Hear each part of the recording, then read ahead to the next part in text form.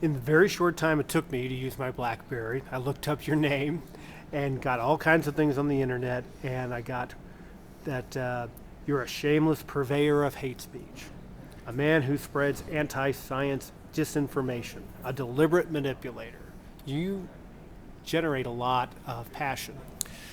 Now, what has happened here is that there isn't a consensus on climate change.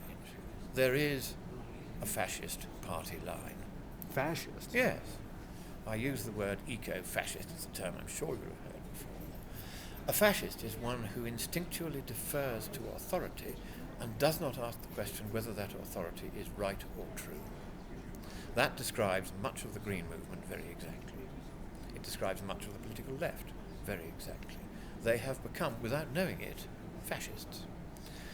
One example that I gave, which got me into a lot of trouble, because I put here the quotation with a swastika on a slide as one of a series of quotations, illustrating the decay back into fascism that the climate movement has led to, was from, I won't name who it was about because I've had to apologise to him. This got out not through any doing of mine, but because a left-wing journalist that wanted to do me harm didn't care how much harm he caused to the poor individual concerned.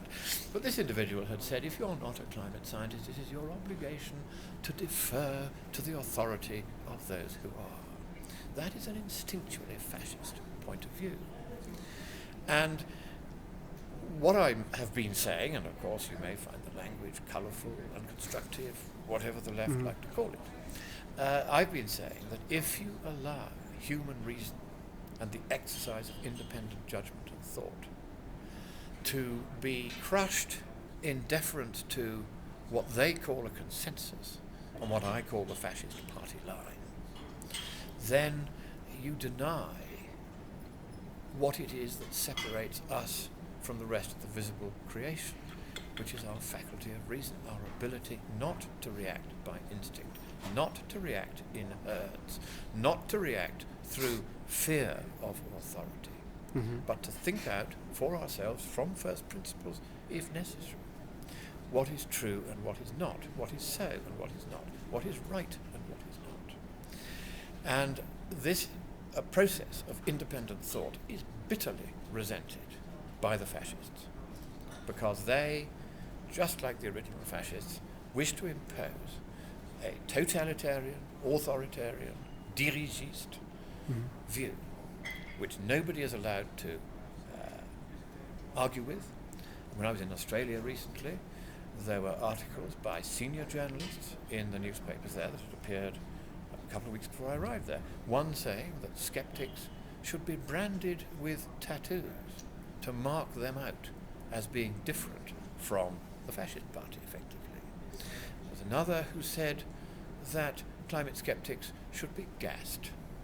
Now I wonder what kind of a regime it was that used to gas those with whom it disagreed. Do you see that if this kind of language is being routinely used without objection in the mainstream news media, if I choose to apply to that kind of language and that kind of thinking the word fascist, it is no more than an accurate description of exactly what that kind of thinking is. But for someone maybe who hasn't made up their mind, they can say, well, the tattoo thing was extreme. But doesn't it undermine your case if you throw the word fascism around? Because no, because that is what it is. I'm in the business of saying what I think as I see it. Now, if you think that advocating the gassing of climate skeptics is not fascist, then on one side of a sheet of paper, explain yourself. But what I'm saying, though, is that if you end up canceling each other out. No, I merely end up pointing out that it was the fascists who used to go around gassing those they disagreed with. The extremists in the Green movement are advocating exactly the same, and that marks them out as in exactly the same political and intellectual tradition, that of fascism. And there's no point in trying to maintain otherwise. I know that these days it is thought to be uncomfortable that one should speak plainly. But I was brought up in Yorkshire, where everyone speaks plainly and nobody bursts into tears as you do. And it's part of me. That's how I am. And I think that if you're really trying to tell me that to call for the gassing of climate skeptics is not a fascist point of view, then it is you who are the extremist and not I. What about someone who's not an extremist but believes that global warming is real and something needs to be done to mitigate it? Well, of course, people are entitled to their point of view in what used to be a free country. Of course, the left would like to deny me my point of view. They'd like to gas me. They'd like to brand me with tattoos. They'd like to haul me up in front of the new European Environmental Criminal Court, which the European Commission is already planning, in order to silence the likes of me for daring to suggest that there may be something wrong with the party line.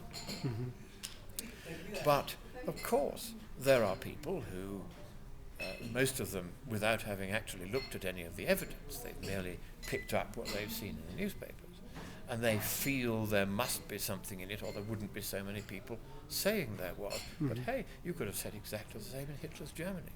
If you look in the period running up to the total control by the Nazi Party that was eventually obtained, there was perhaps one lone voice within Germany, Cardinal Faulhaber of Munich, who said, this is going to end in tears, this is disastrous, this is racialist, this is an assault upon our fellow religionists, the Jews, in a way which no Christian could possibly support. And he spoke out plainly and repeatedly until they locked him up. And, of course, one of the things they said at his trial was, well, everybody is agreed on this. How dare you disagree? And that is the problem with the fascist point of view. It requires universal assent. Nobody is allowed to say, just one moment, 5 beans make 5, not 3, not 7.